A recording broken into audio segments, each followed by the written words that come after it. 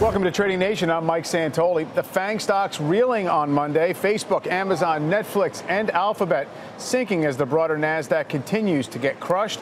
With the recent selling, 3 of the 4 names have entered the dreaded death cross. That's when the 50-day moving average crosses below its 200-day moving average. So is this a sign it's time to lay these once beloved stocks to rest? Ari Wald is with Oppenheimer. Stacey Gilbert is with Susquehanna to address that question. Ari, obviously, a lot of market value have come out of these stocks in a hurry. Maybe they overshot to the upside. Can you look at the overall FANG chart structure and make any conclusions as to whether it's getting overdone?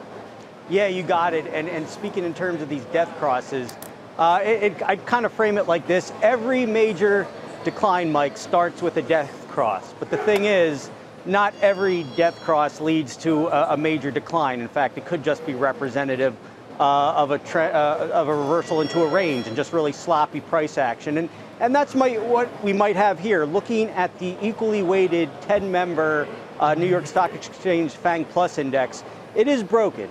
It really got started on the October breakdown below 2,700. The breakdown below 2,700 should now be viewed as kind of the upper limit for price action. That I think that former support is now going to become resistance. Looking at the downside, 2,300 is now the key support level to really key on and to really make sure if this is just a range and not a prolonged downtrend. Looking within the constituents, probably best of would be one of an Amazon, while probably one of the weaker ones would be Facebook.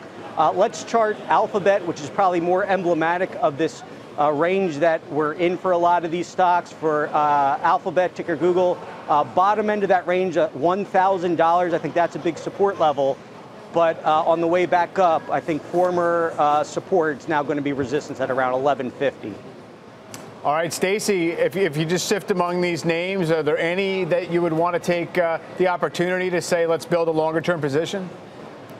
Sure, Mike. I mean, I think you phrased it perfectly, right? These stocks have been crazy swingers this year. If the market loves you, they were up. If the market hates you, they were certainly down. Just broader speaking, I would say my one concern that I have is that I don't think we've seen the true capitulation moment in the marketplace yet, where basically investors are throwing basically the baby out with the bathwater, where we know that it tends to be a bottoming moment in the market. We haven't seen that yet. I feel like we're getting closer. So the one thing I would say about any of these names is we may not actually be at that bottom.